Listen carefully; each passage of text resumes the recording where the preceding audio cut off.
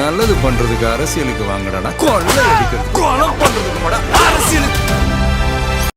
ரவி மோகன், ஆர்த்தி ரவி இவங்களோட விவாகரத்து பிரச்சனை சோஷியல் மீடியால பேசு பொருளா மாறி இருக்க நிலையில ரீசெண்டா தான் கெனிஷா ரவி மோகனை பிரேக்கப் பண்ணிட்டு இனிமே சென்னையை விட்டு போறேன், என் ப்ரொஃபஷனை விட்டு போறேன் அப்படின்னு பிரேக் டவுன் ஆகி ஒரு வீடியோ ஷேர் பண்ணியிருந்தாங்க.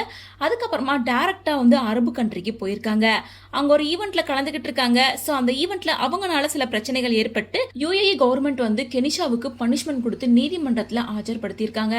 ஸோ இந்த விஷயம் இப்போ சோஷியல் மீடியால பரபரப்பா பேசப்பட்டு வருது. ஸோ இந்த விஷயத்தை பத்தி ஜேர்னலிஸ்ட் சிவசங்கரி தான் எல்லாத்துக்கும் தெரியப்படுத்துற மாதிரி அவங்களோட சோஷியல் மீடியா பேஜ்ல ஷேரும் பண்ணியிருக்காங்க.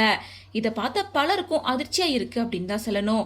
அதாவது ஜெயம் ரவி கூட பிரேக்கப் பண்ணதுக்கு அப்புறமா இனிமே அவங்க கெரியரை விட்டு போறேன், சென்னையை விட்டு போறேன் அப்படின்னு பிரேக் டவுன் ஆகி பேசியிருந்த கெனிஷா டைரக்டா அரபு கண்ட்ரிக்கு தான் போயிருக்காங்க. அவங்க ஒரு ஈவெண்ட் அட்டன் பண்ணியிருக்காங்க. அட்டன் பண்ணி முடிச்சதுக்கு அப்புறமா ஈவெண்ட் மேனேஜ்மெண்ட் நடத்துற ஒரு பொண்ணு கிட்ட தகாத வார்த்தை பேசி அவங்கள இழிவுபடுத்தி இருக்கிறதா கெனிஷா மேல ஒரு வழக்க தொடர்ந்து இருக்காங்க. ஸோ கெனிஷாவுக்கு அமீரக நீதிமன்றம் தண்டனையும் கொடுத்து தீர்ப்பும் வழங்கியிருக்காங்க. ஸோ இந்த விஷயம் தான் இப்போ சோஷியல் மீடியால பேசு பொருளா மாறி இருக்கு. மேலும் ஜேர்னலிஸ்ட் சிவசங்கரி தான் இந்த விஷயத்த முதல் ஷேர் பண்ணியிருக்காங்க. ஸோ இதனால கெனிஷாவுக்கு என்ன மாதிரியான தண்டனை கிடைச்சிருக்கு, என்ன மாதிரியான பனிஷ்மெண்ட் கொடுத்துருக்காங்க அப்படின்றத அவங்க தெளிவா சொல்லல. ஸோ அவங்களுக்கு தண்டனை கிடைச்சிருக்கு அப்படின்னு மட்டும் தான் சொல்லியிருக்காங்க. பொதுவாக யுஏஇ கவர்மெண்ட் அங்க இருக்கிற பெரிய பெரிய ஆஃபீஸரா இருக்கட்டும், செலிபிரிட்டியா இருக்கட்டும், நார்மல் பீப்புளா இருக்கட்டும், எல்லாருக்கும் ஒரே மாதிரியான தண்டனை தான் கொடுப்பாங்க. ஸோ அதுல எந்த ஒரு பாகுபாடும் இல்லை அப்படின்னு அமீரகத்துல ஒர்க் பண்ற பல பேர் இந்த நியூஸுக்கு கீழே கமெண்ட் பண்ணிட்டு இருக்காங்க. ஸோ அப்படிதான் கெனிஷாவுக்கும் தண்டனை கிடைச்சிருக்கு, இது கரெக்ட் தான் அப்படின்னு சொல்லி ரொம்ப பெருமையா பேசிட்டு இருக்காங்க.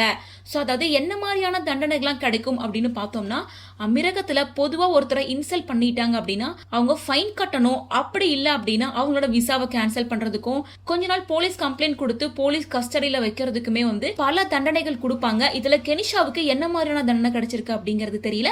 ஸோ என்ன தண்டனை இருக்கும், கெனிஷா அப்படி என்ன பேசியிருப்பாங்க, அங்க என்ன நடந்துச்சு அப்படின்ற உண்மையான விஷயத்த வெயிட் பண்ணி தான் தெரிஞ்சுக்கணும்.